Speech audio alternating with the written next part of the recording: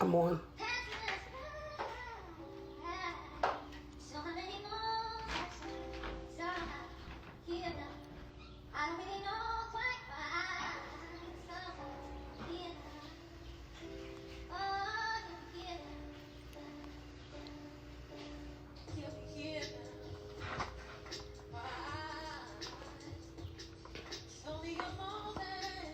Hey everyone, thank you for joining again and joining with me during this incredible day of grace and gratitude. I am overwhelmed with the love and the outpouring of love and support that I have been getting and the organization has been getting today. I did notice that we're not listed on Instagram as a nonprofit that people can just tag and do donations directly through, but you can actually join us by texting to donate. So if you text the letters LOHM 5520 to the number 41444, today is the National Day of Giving Tuesday. Now, I'm in response to COVID-19 work, and as you know, the Ladies of Hope Ministries is an organization that focuses on supporting all women and girls impacted by incarceration. And when we say all, we mean not just those of us who've actually lived in a prison, like myself, but those of us who've lived in prisons by visiting our loved ones in prison, like myself. I've done that, and I actually am doing that now. One of my siblings is actually incarcerated. So I do know what it's like to be an impacted woman. And I thought that it was incredibly important to lift up the voices of all women who've been impacted by incarceration, because we also need to understand and see that this is something that impacts all of us, right? Our families, our loved ones. I shared earlier in my prayer of gratitude that if it wasn't for my loved ones and my family, that I would not have made it through this journey. And so I just want to, again, lift up the families during this time, understanding that it is the families. And without them, then we would not even make it through. But so many times, with the 2.2 million people that are presently incarcerated, there's a family member or a loved one that's connected to them. And what I learned through my journey, and the fact that I created an organization that focused on women and girls who were incarcerated initially, that our loved ones are incarcerated too, right? The girlfriends, the wives, the mothers, the children are all incarcerated. And so for people out there who are like, why are you not supporting men who are incarcerated? For every man that's incarcerated, there's a woman whose home that's incarcerated with them also. So again, I have a brother, but I'm actually going through this process with him, having to visit and having to make sure he has the right legal representation and make sure that, he's healthy during these times. And so the sisters that are actually going to be joining me on the panel today, and this is kind of like a speed dating because we're using IG as the platform and actually not Facebook. So in this journey, it's going to be 4 powerful and amazing sisters that are going to come on and talk to me about either how they are impacted themselves, the story of love, the story of liberation, and also the story of support, and how we all feel that incarceration does not help any of us, right? It does not save us. It does not prepare us for reintegration. It does not. There are alternatives to incarceration. There are families who are out here who are supporting them, and especially during these times of COVID, that there is people who are home, who are willing to take their loved ones in. And we're not asking during this particular time that we're just releasing all people into community-based facilities. We're asking that you're releasing people home back to their loved ones. Utilize the systems of home confinement and parole or probation in order to help if you're worried about supervision or community safety. But we know that people are dying inside of prisons, and unfortunately, that then also impacts the loved ones. And so my first speaker who's coming on today is Coco Davis. I'm waiting to see. I haven't seen her join or put a request just yet. So Nicole, if you can put a request in, that would be great. But Nicole Davis is the founder and executive director of the Talk to Me Foundation for kids whose parents are incarcerated, founder of the SOS House, Sisters of Support House, VP of Number One Stop the Violence in Chicago, Illinois. As a formerly incarcerated woman who served over a decade in federal prison, she shares her personal experience on how prison impacted her. She is an author of 9 books, 2 in stores, all of which were written while she was incarcerated. She is a motivational speaker, a mother of 2 beautiful young ladies, and her mission is to break the generational cycles of incarcerated women and girls. So Nicole, if you are out there, please come on and request so that I can have you join. I see Tatiana is already here. I see you requested, sis.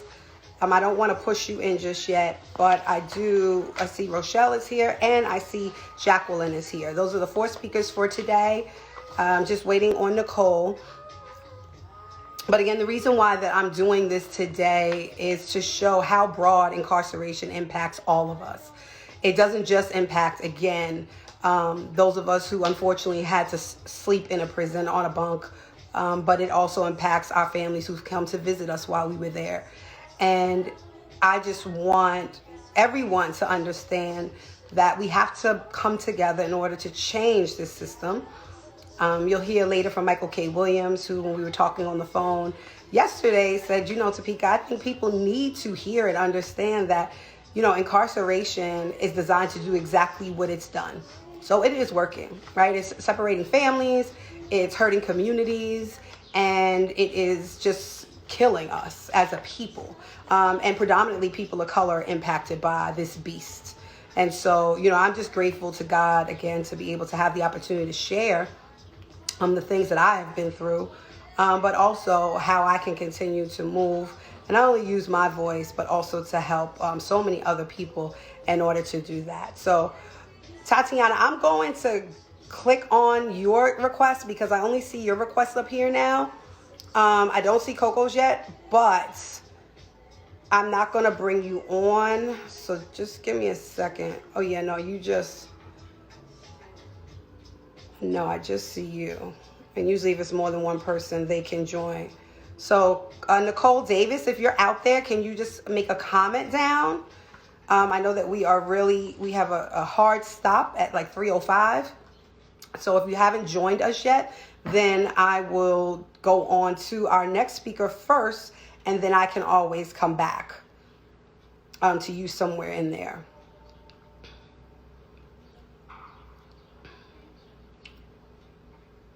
So just give me a minute, all. Oh, there's Coco. Okay, Coco, thank you for joining. Please put in a request to join the conversation. Okay, perfect.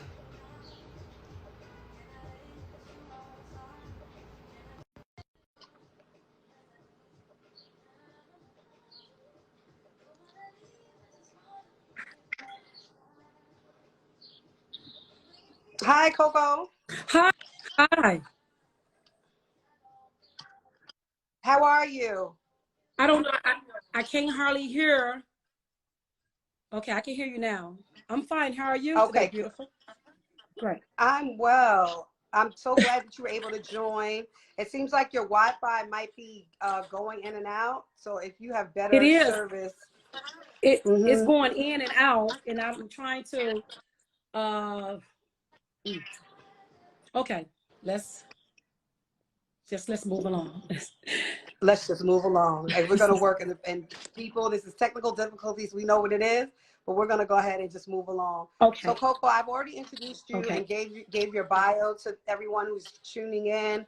Can you start with just telling people how you're impacted by incarceration? I'm impacted by incarceration because I was formerly incarcerated myself. I served 13 and a half years on 2 counts, conspiracy, and with intent to deliver cocaine and heroin. I was sentenced to 22 years in a federal prison, and I ended up doing 13 and a half years because I gave some of the time back. Praise God. And so to tell us a little bit about this conversation specifically is about women who are impacted by incarceration.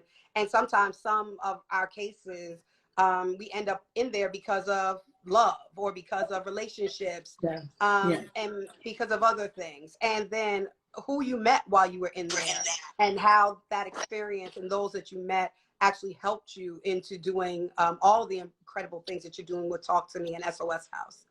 Oh, wow. Oh, wow. Well, let me just give a short story on what led me to prison. Well, I was married to a jealous, insecure man. And one day I had received a phone call from the guy who was supplying me with the drugs. And my husband answered the call.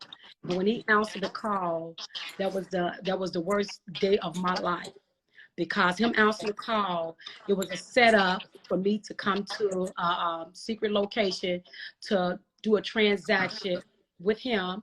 And when the transaction didn't take place, because I had second thoughts about what was going on, because my guts was telling me don't do it.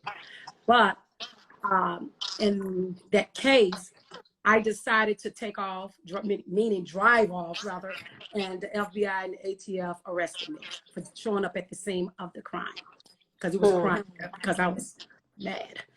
And that is how it started. Yes, so I agree. I was set up by a man, and due to my husband being irresponsible, he answered the phone call, and he gave the phone to me, which made me conspire with the caller as well as with him. And that got me 21 years and 10 months. I rounded off to 22 years.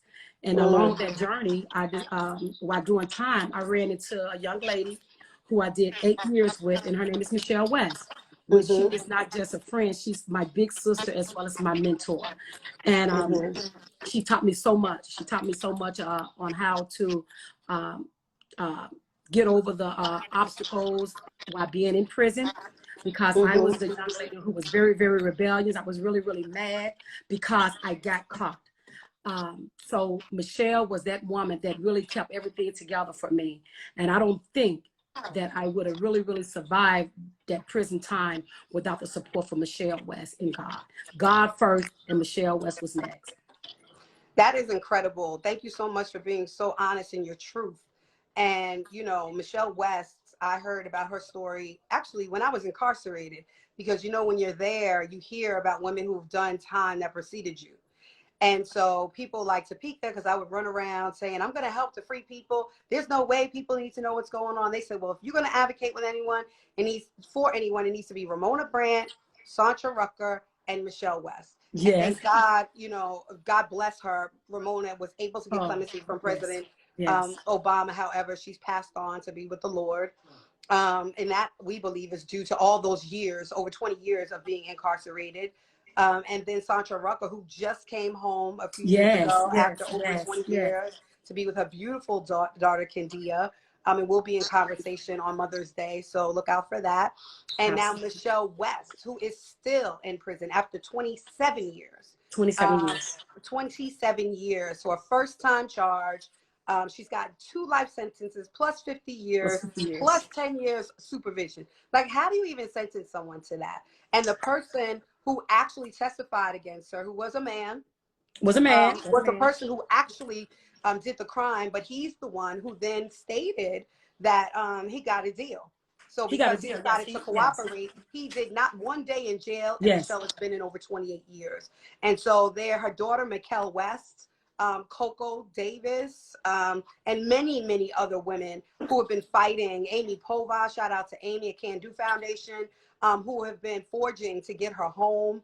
We are hoping that she will be on this list for clemency from the president, and we are continuing to lift her voice. And so with Talk to Me Foundation, with SOS House, with so many of the incredible things that you do around advocacy, I asked, how can people reach you specifically so that we can make sure that they can support you, support the work that you're doing out there in Chicago and beyond.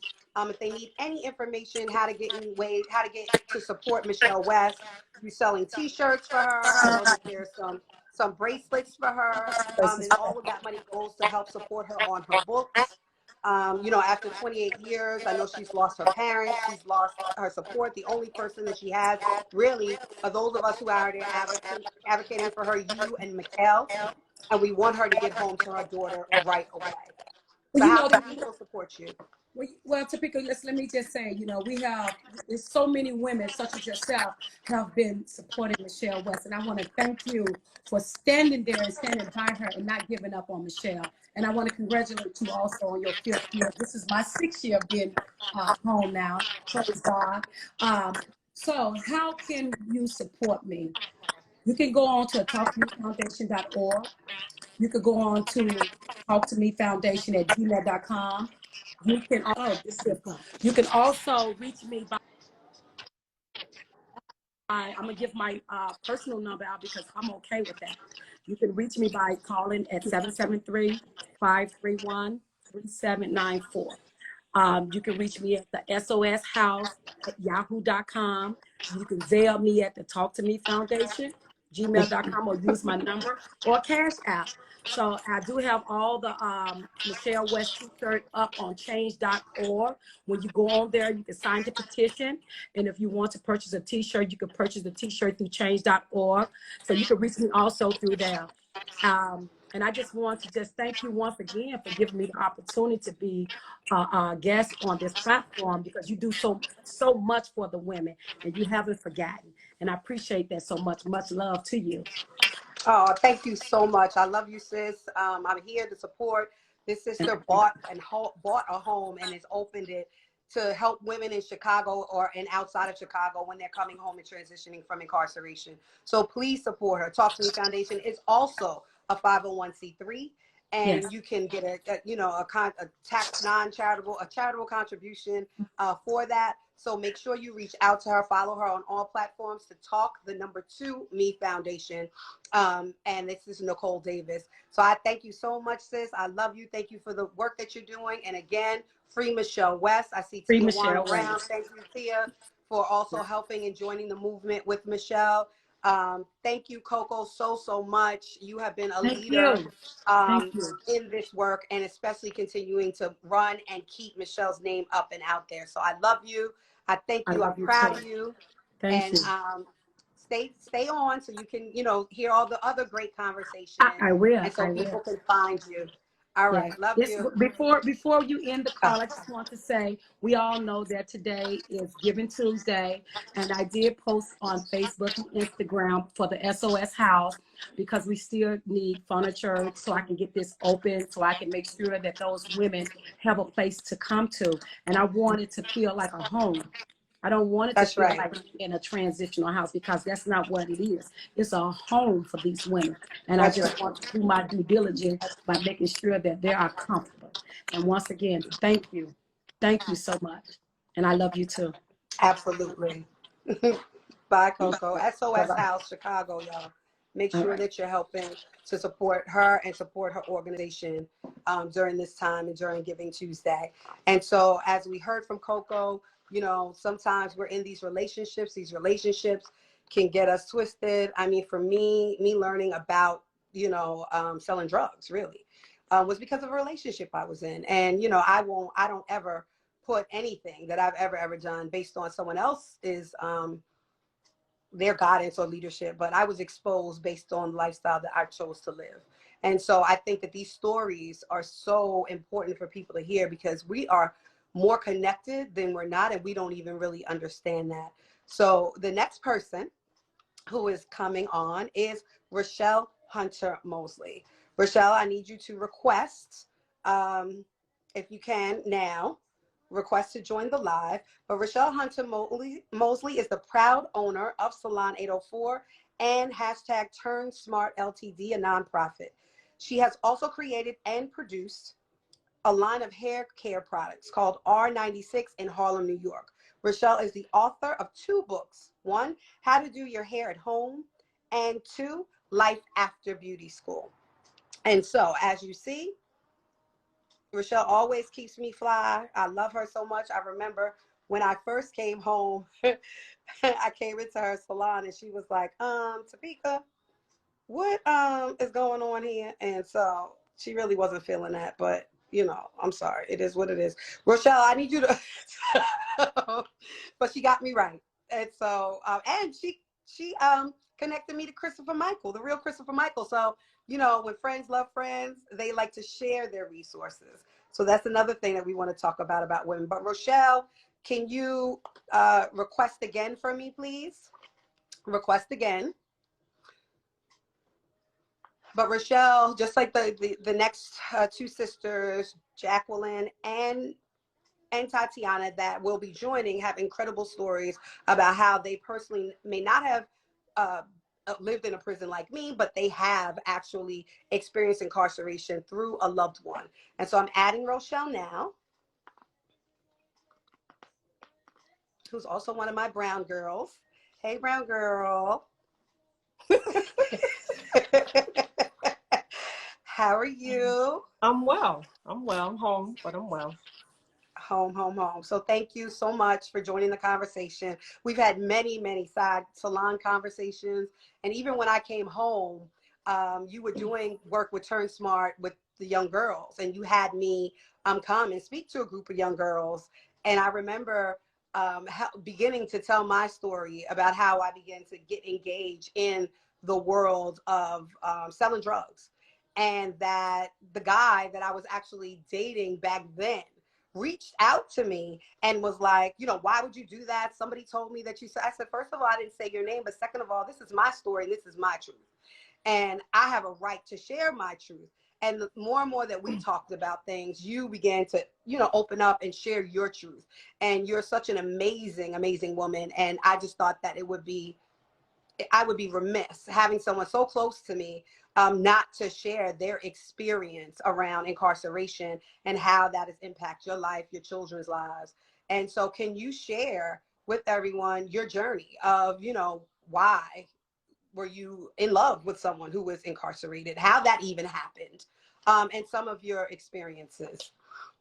Well, first I want to say thank you for inviting me. And I want to say blessings to Coco and the rest of the women on this platform. And gratefully, I was not incarcerated. However, my husband was incarcerated. And I actually met my husband in jail. He was already on a 7-year bid. And I think I came in about, he was like 4 years in. I did like 2 or 3 years on his first bid with him. So wait, before you go on, I just want to stop there. Because how did you meet him while he was incarcerated? And like, what was that like? Actually meeting somebody who's presently incarcerated and then dating to the point where they end up becoming your husband? Well, I met him through his sister. And Okay. he actually, the real story behind how we got to talk is that, you know, I was a model, actress, you know, all of that. And he saw this girl on the Naughty by Nature video. And he told his sister that that girl is going to be my wife. And he said, she didn't know it was me. It was me. So when she later found out it was me, then we started to just talk. I'm like, hey, you know, what's up? You know, we were just talking. I was already in a relationship with my son's father. So I wasn't planning on being in a relationship with someone from prison. I've never had that experience before. That wasn't really my background. It's not where I was from.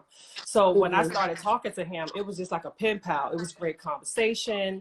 It was just, you know, I'm a sucker for a man with good conversation. You know, you show me some smarts, I might show you some stuff. But happens to the best of us, girl. Especially these times. He was very, you know, he was a reader. He was, you know, just well, you know, just in my head, like with his conversation. You know, I was very intrigued by that. All my friends told me that, you know, girl, don't worry about it. He could be your pen pal. You know, them guys go to jail, they come out, they don't never do nothing they say they're gonna do. It's just jail talk. He got out. And guess what? It was not jail talk. He did everything. I can say that everything he promised, he was everything he said he was going to be and more, as far as securing me, making me feel protected, you know, buying me everything I wanted, and, you know, just And that was something that I've never experienced. Now, I've had things because I know how to work for things. I've been working since I was 14. I always had stuff. But to have someone that was really genuinely invested in your well-being before their own, that was different for me. So that was my attraction to him. And so he comes home, and of course you're there, and this is like this love story, right? And then you get with him. He's the person he said he would be, and now you end up getting married, right? And then Charlie Got married, had a baby. Charlie was 2 months old when he went back to prison for another 10 years. So yeah. So basically, that was really, you had him. How long were you able to have him when he was home? Like, so he left prison. 7 years. Okay. 7 years. So in your experience, 7 years, which is a good period of time. And typically, you know, what they say is that 3 to 5 years, you're going back. And so he made it through 7. And in 7 years, he ends up going back. Charlie is just born. She's 2 months old, and he's there for 10 years. Right. And so Charlie what was born that like? Premature. She was born 7 months. At 7 months, she was only 2 pounds. So he was home long enough where she did come home from the hospital. And 2 or 3 months after that, he went to prison for 10 years. And then he's in for 10 years, and you all, where he was incarcerated, there were no contact visits, right? No. There was like visits behind a glass. Yes. So for 10 years or whatever portion thereof, there was no physical contact at all. It was very little physical contact. The place that he was at, it was every 3 or 4 months you can have a physical visit, and that's when I would take my daughter to see him when she could actually touch him. I wasn't that comfortable with her seeing him behind a glass.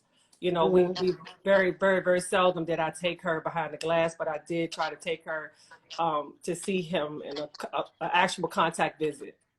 Okay. Yeah. Okay. And so he comes home. 10 years, he comes home. And so he comes home, and you're like, come home, right? Like, this is where you should be. We need to try to build this relationship. And what happened? What happened was I really couldn't wrap my brain around how I could support him and how I needed to support him. And the type of support that he needed, I wasn't equipped with that education to really make that happen for him. Even it's like when men come home from jail, I don't think that they even understand the magnitude of the work it comes with helping them get back into society. It's a lot. It's a lot that goes into it, even from the driver's license, the passports, the this. I mean, everything that they're going to need, because you got to think in 10 years, if you miss an iPhone update, you don't miss it. You don't miss 10 years. I mean, it's like, that's a long time. Yes, so right. It's a lot to get used to. It's a lot to get comfortable with. It's a lot even in, it's a lot emotionally, it's a lot sexually, it's a lot mentally, getting back into the swing of things, because it's not, a lot of men are not equipped with when I get home, y'all just gonna be, back to where it was, 10 years ago. Like, it really don't work like that with everybody. I'm not saying it don't work like that with some people, but it doesn't work something like that with everybody. And it's a transition getting back into the flow of what needs to be done. Because when you're dealing with a man that's used to taking care of everything and can provide everything and be here for his family and be that person that he was 10 years ago, it fucks with them. It fucks with their head. It really does. So trying to raise kids, and now you got, I don't want to say another child, but it's like that. It's like you gotta, nurture and provide and have that nurturing thing, for them. Now, when my husband came home, I had a nurturing thing for him. I felt like I wanted to nurture him. I felt like I wanted to make sure that he was okay.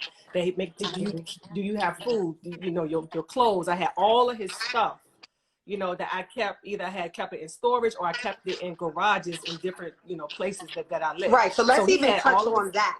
Like the fact that He for had 10 all his years stuff. you paid a storage bill every month, you know? Yes. And if anybody Every knows, month. it doesn't matter what a person may have going in, that typically that money is long gone. So the fact that you Right. had to take care of that and make sure that all of that was there is, and provide for the person while they're in there, and make sure that your child is going to have the correct emotional support, and yourself, that you need to even go to 3 to 4 month contact visits after spending 7 years with someone that you love, and now that they're taking it away, right? And so Right. it's, I mean, your story is so incredible. We talk about this all the time, and we are definitely going to be doing more this month, next month, where I'm going to be doing one-on-ones, because this whole speed dating thing, I'm like, man, I want to have more time with everyone, Yeah. but Yeah. it is so important for me, for people to hear and see us, right? Like Right. looking at you, no one would have thought that, one, you were dating a guy that you met while he was in prison, and then he came home and you married him. Nobody Right. would think that.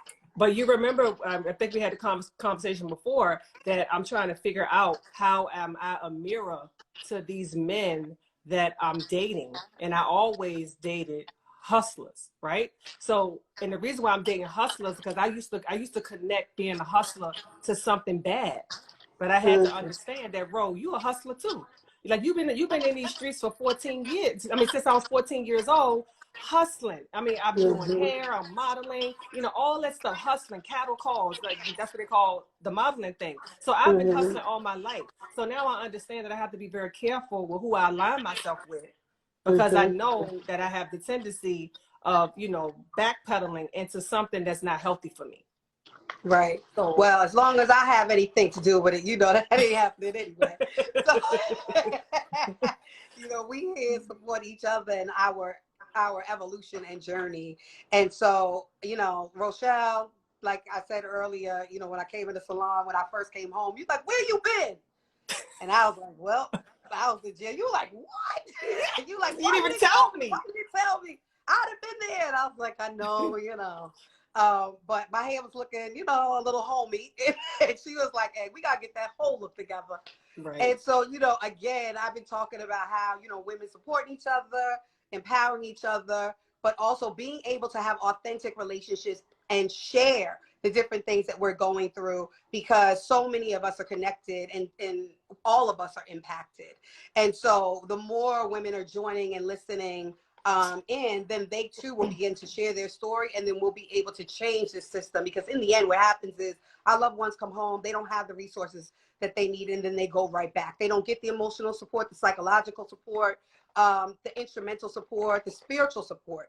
And then even though the family is there, to your point, I know how difficult it was even for my parents when I came home and I would just go into my room and close the door. And it was very reminiscent or mimicking of me being in a cell. And they didn't even know, if they should knock on the door, because am I bothering her? Does she need this space? And I began finding myself isolating even within my home. And you don't realize that, because you go through this routine for year after year after year. And I did 3, he did 10. And imagine for sisters who've done 20, 28, right? So, we have to be patient, not only with ourselves, but also our loved ones. And we talked about that too, right? But there is a journey that we all are going through and facing. And I think that is incredibly important, that as women, that we continue to lift each other up and continue to support each other in these times. So I love you. Thank you so much. I just wanted to leave the women with something, because this was one of the things that got me to the point that I can even have this conversation, is that if we get more connected to telling our story versus telling your man's or husband business, then we can get help. We can clear this thing. We can really help our souls, because you're just telling his story. You're not telling his business. So get connected with that. Say that so we again. can heal. Say that again. That's right. For the people in the back. That's why today it's called Rewriting Her Story, because it's your story to own, not his. Yes. He has his journey and his story to tell. This is her story and her story to tell. So thank you. That was the most powerful point, and it is so in line with our hashtag for today. Yes. And so this is why I'll be in the salon for hours. So I love you so much, and not because she takes a long time, but because we kick it. So So I love you. You know, God bless you. Thank you for being such a great support in my life, and for using your voice and telling your story and living in your truth and inspiring so many people and women. So people can go and to Rochelle H. Mosley to get in contact with you. Also to Salon 804.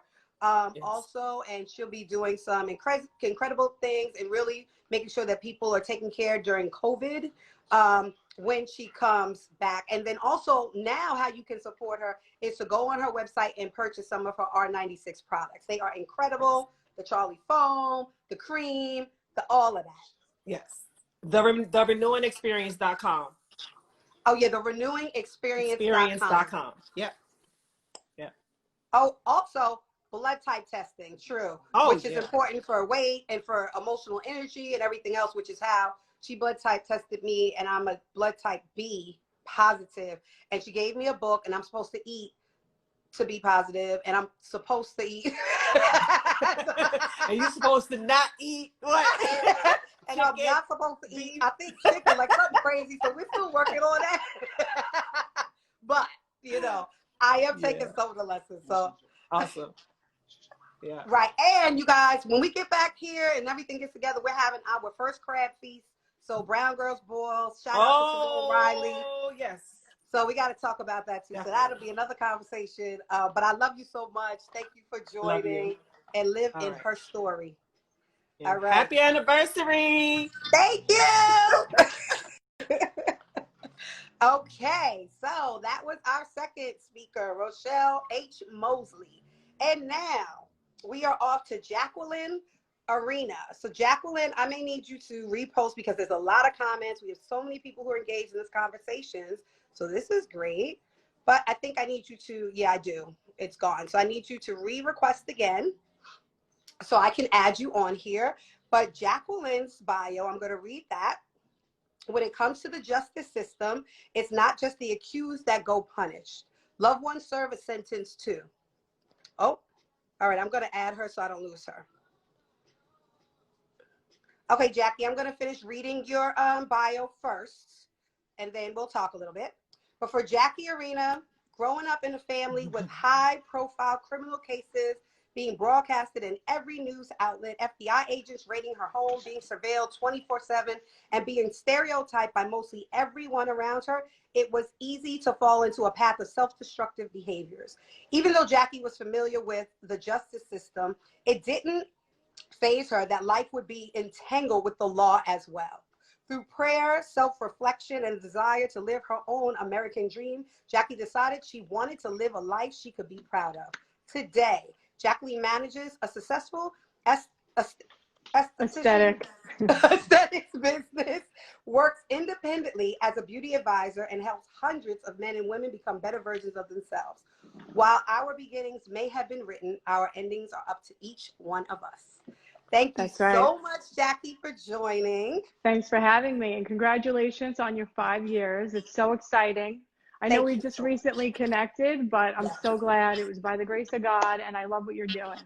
Absolutely. Thank you so much. And so I met Jackie through DMs. See, everybody, you guys need to check your DMs. So Jackie reached out to me on a DM to talk about her granddad, and I'll let her tell her own story. That's what I do. But when she started talking about her story and where she was from and all those things, I was like, wow, we have to definitely work together and do some things together. And so she was like, I am in. There was no hesitation. There was, I have to live in my truth. And like Rochelle said, I have to tell my story. This is my story.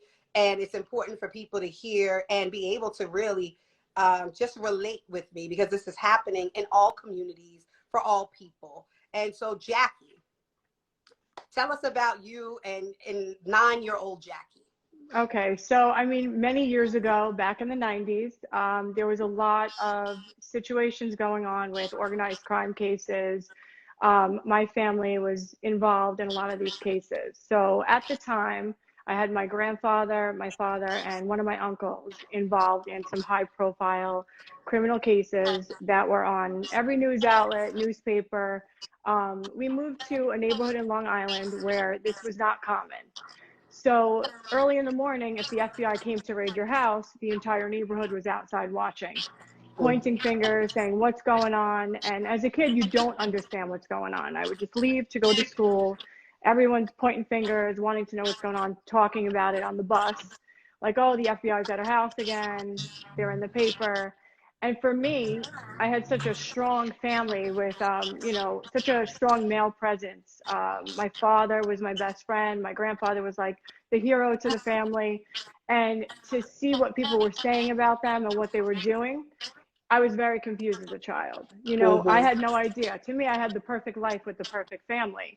And then Right. all this starts happening, and it was like my world was crumbling around me. So, I developed a lot of anxiety, and certain situations, they would put me in like therapy, but they didn't talk to you about it. It wasn't common. They didn't understand. It wasn't like I had peers that were going through the same thing. I really felt alone. I did have 5 siblings that were going through it. We all handled it differently. All my cousins. During this time with my grandfather's case, he had, let me just take these earbuds out. I'm getting it. With my grandfather, he had a lot of charges in one case. He ended up getting 2 life sentences plus 80 years, and he was 56 at the time. My father and my uncle had 4 cases coming up next, and they were both facing life, so it was scary as a kid. My father's been taken away before. We maybe were able to have him come home on house arrest while he was waiting for trial. And, I'll never forget him taking us to a park, the 5 kids, and explaining that he might not be coming home. You don't understand it as a kid. You just see the good in your family, and you don't understand why this is happening. You develop like a victim mentality.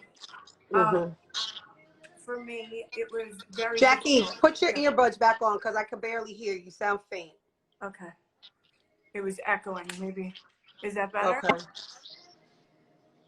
Go ahead. Okay. That's better, yeah. So, for all of us, we handled it differently. I took it very hard. At that point, we were doing everything as a family all together, to now the only time I was going to see my father was in a visiting room. So, with the first case going down, my grandfather got the 2 life sentences with 80 years. And the first visit I ever went to, I was 8 years old.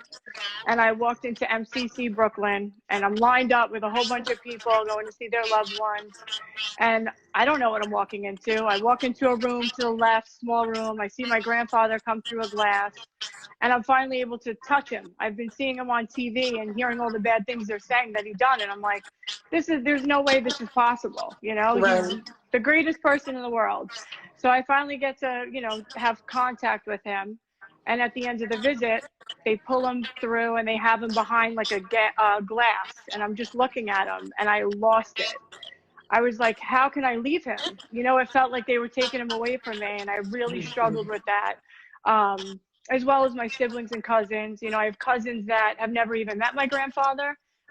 They were born after the fact, and they only know him as being incarcerated. So, nobody related to that in my community. It was like, what do you mean you're going to see your father in jail? What do you mean? Like, what's going on? So that was definitely difficult. That was a challenge. People judging you, everybody in your neighborhood. I would walk down the street, kids who we used to play kickball with would say, yeah, I'm not allowed to play with you. Your dad's in jail. Your family's no good. And I'm like, it's confusing. You don't know how to take it as a kid. So instead of developing, I developed a lot of anxiety, but it also made me a lot stronger. And I think I started mimicking some of the stereotypes that they put me in. Saying if I was a bad kid, I started getting in trouble. They would expect me to be rowdy or whatever. I would start getting into fights. I would go to school and, I didn't care. I was like, what am I doing here? This isn't for me. I didn't want to be away from my family. I had a really rough time, dropped out of school. I had some really good teachers that tried to bring me back. And I went back and forth several times. I moved, away from home. I, would have relationship issues with my mother because I was the closest to my father. He was like, and at the time he was in he was facing, there was like 4 cases he was going through, and he was around for about 3.5 years in MCC, MDC, Valhalla. Mm-hmm. Then they shipped him off to Leavenworth, which was far, and it wasn't easy. My mother had 5 kids for us to just pick up and go visit him every weekend anymore, or Mm-hmm. every other weekend. So I ended up not seeing my own father for about 4 years. And, you know, it was just a phone relationship, And that you know. is the story of so many kids, right? Like right now, at any given day, there are 5 million kids that have been impacted by incarceration. And just when we talk about these generational things and how families actually all go to prison, this is what happened to you, right? Your dad, your uncles, your grandpa You're go serving the into sentence prison. with them. Right. And so you end up having to go that, and to think of you as an 8-year-old little girl going into prisons for over 20 years to even see your granddad now, who is 81. How old is he? Your He's granddad? 85, and it doesn't make it any easier. You're right. From when being a little girl, I wanted to protect him. And now, being that he's 85, has dementia, he has, you know, a pacemaker, diabetes, he has glaucoma, he could barely see, he's wheelchair bound. Like, to leave him in a corner and have to walk out watching him not even know, like, not even aware of his surroundings, is just as difficult when I was 8 than it is now as a grown woman. That is so powerful. And the fact that I know when you reached out to me, it was about COVID. And the fact that you're like, look, we trying to get compassionate release for him. He qualifies. Like, how can we get out? And shout out to Karen Morrison, who's been talking with your family attorney and working on helping to get his compassionate release done and out. You know, have great Yeah, you guys are representation. amazing. Thank you. Shout out Karen and the team over there. But I just want to say, like, you know, I want you to tell for the last 2 minutes, and we have already said we have so much work to do together. Of And course. we do. But say your grandfather's name. Like, this is important for people to hear what his name is, you know, where he is, how they can press to get him home on compassion relief. He is in federal prison, so you have to write a letter to either his judge and or the president of the United States, who Yes. can actually give him clemency. I So in mean, the next two letters or, minutes, yeah, anything, letters or anything would definitely be helpful. I think at this point, he did serve 29 years. His sentencing was way higher than what he was actually accused of, too. But in all fairness, being that he is elderly, he could barely take care of his own hygiene. He's at risk of dying every day. He is one of, you know, he is the biggest risk to catching COVID. He's the biggest risk to spreading COVID. It's a burden on the prison to be able to take care of him with his, you know, mental health needs, his physical health needs. And at this point, he's pretty much harmless to the world. He has dementia. He doesn't even know who he is some days. So just to have him in that system so confused, and us wasting even taxpayers' dollars to care for him when he has a loving family at home that would take care of him. It's been 30 years. And to us, you know, obviously he's served his time. And, you know, we really want to try to get him home to be taken care of in his final years, to be with his family. We've been serving the sentence with him, and we'd love to, you know, obviously be able to get him home with us.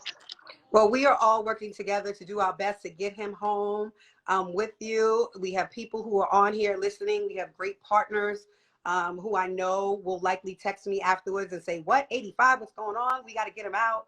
And so just know I love you. I'm so grateful that Love you you reached too. out, Same. that you just really, really are really holding on to your powerful story, and that, yes, our families are impacted, that you are daughter of a lineage of men who have been incarcerated, and now you need your granddad home.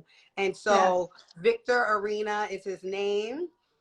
So we want to work on making sure that we're freeing him. He right now is where he is a number one prime example of someone who needs to be out during this time of COVID. And so thank you. We will Thank you chat so later, I'm much. sure.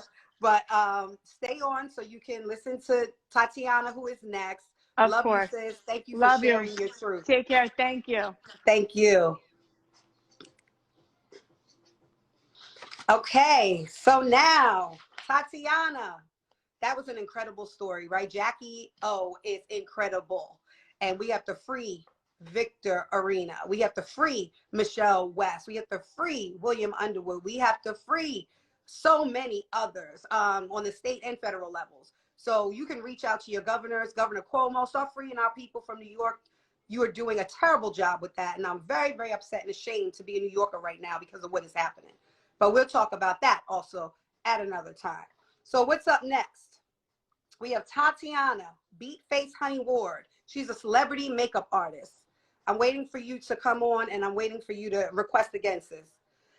She's an influencer and an educator. She got her start making YouTube tutorials that detailed makeup application. Her videos gained popularity worldwide and caught attention of Hollywood. Tatiana's artistry and knowledge have been featured in publications such as Teen Vogue, Elle Magazine, BuzzFeed, Ebony Magazine, and many more. She's also been featured on BET, The Steve Harvey Show, CNN, and Fox Network as an on-air contributor.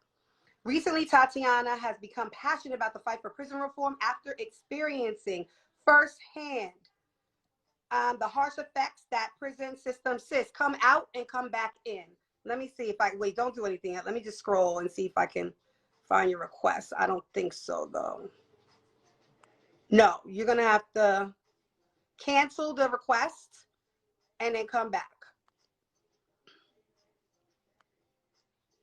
Yeah, I don't see your request. Yeah, no, it's not here. Wait a minute. Don't do anything. Hold on. Oh, hold on. I think I can. Hold on. Don't do anything. There we go. Okay. I did something. So let's see if you connect. Oh, there she is. Okay. Tatiana has become passionate about the fight for prison reform after experiencing firsthand the harsh effects that the prison system has not only put on the incarcerated, but also their families. It is her hope to use her platform to educate and help fight in reform. And Tatiana, thank you so much for being so patient and coming on to tee up the end of this this was round awesome. of incredible stories of women who have been impacted by incarceration. For real.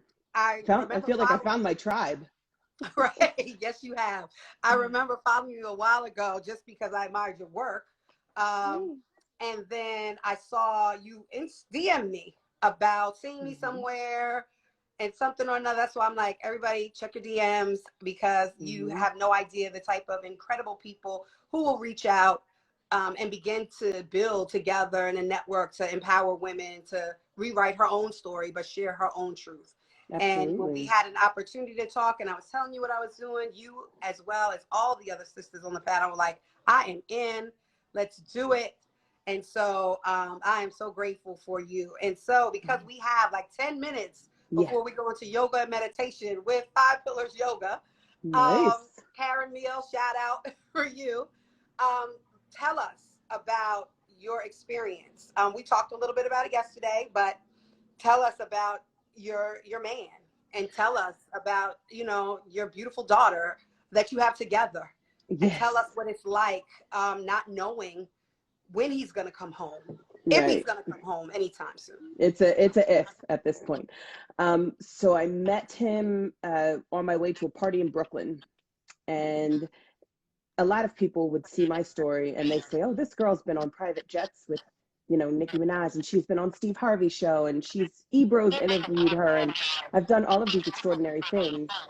And a lot of people were like, well, why didn't she end up with a basketball player? Who's this guy that's incarcerated? And I think that that's so much of how Americans look at people who are incarcerated. They tend to think that they are not human or unworthy of so much.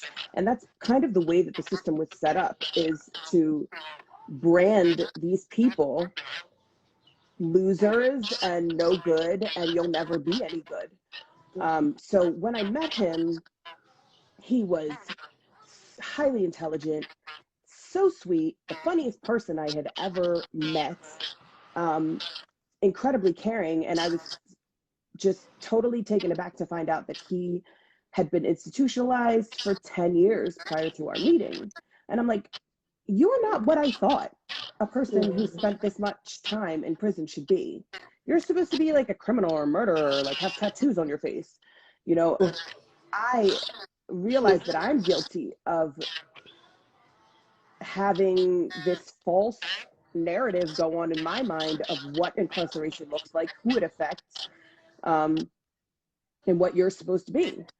And I was so wrong.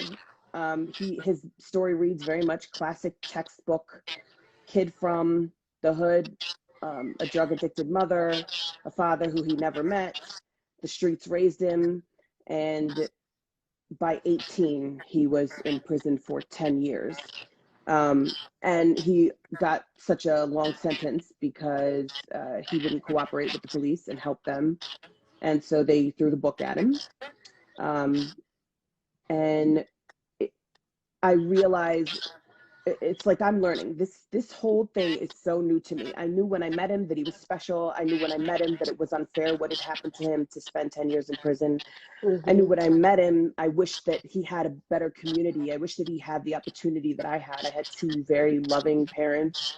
I had all the opportunity in the world, and he had neither of those things. And for every person that there is that has this incredible story that made it out and made something amazing of themselves, there are those people who, there's 1,000 for every one of them, who become a statistic. And the community has to step up, and people have to educate themselves about what mass incarceration is, particularly the war on drugs and how it is set up to literally cage human beings, men and women. 2.3 million people in America are incarcerated right now, and a very, very small percentage are the child molesters and murderers that you think. There's so many more who weren't even in possession of drugs with the intention to sell, but just had some weed on them. So I started learning more and more after meeting him about mass incarceration, how it works, how it affects inner city communities, communities of color, and just became inspired. And little did I know that he made a mistake before we ever even met that would cause the feds to come knocking on my door one day. When I was 3 months pregnant, he went away again. Wow. And when I met him, he was working a landscaping job, had a car. He was staying out of trouble.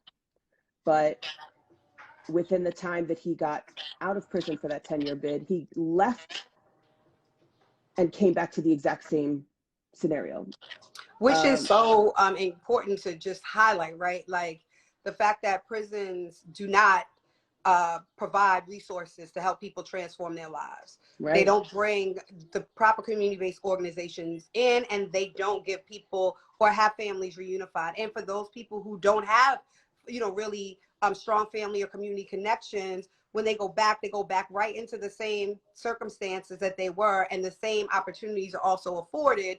The parole and probation offices, unfortunately, are overcrowded, overloaded their cases, and they don't have the ability a lot of times to do one-on-one coaching and counseling like we would like to see, right? Because when people come home, they look to those people to provide and help them into moving into the next space. And so I know we're getting countdown to 2 minutes. Sure. It's gonna cut us off. Wait, no. In those 2 minutes, can I ask you 2 questions?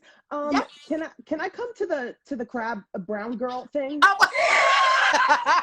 Of course, you're gonna come to the brown you. Girl thing, and we're gonna talk about that. I'll get a tan, I swear. And who did your makeup? The real Christopher Michael, who is sitting here. He'll come give a little cameo. Bravo, sir. Bravo. Extraordinary. It's incredible. But, for you, your loved one right now, he still is in pretrial, right? He has not yet gotten convicted. And so, we have to make sure that we're focusing on how do we reunify families. Your daughter was born while he's been in prison now. How do we get him home, even while he's awaiting to go through whatever it is that he needs to go through his case, even especially during this COVID, because he has a family and a brand new baby who deserves to be with her daddy while she can. Because based on what you shared, I mean, if he doesn't have an opportunity to come home now, what's going to happen is she won't see him on the street until she's completed college. And that is real. And so we want him to be able to be home with his family. Yeah. And so in 20 seconds, we can applaud Governor Cuomo. He is in New York. We can applaud Governor Cuomo on how he's handled the COVID-19 crisis in so many ways. But in terms of prisoners and how people who are incarcerated have been treated, he is like 2 thumbs down, unfortunately. I know I love him for a lot of reasons, but he's really kind of done a number on those incarcerated, completely ignored the fact that there's 2 communities that are most impacted by COVID-19. One are the elderly and the other are incarcerated because they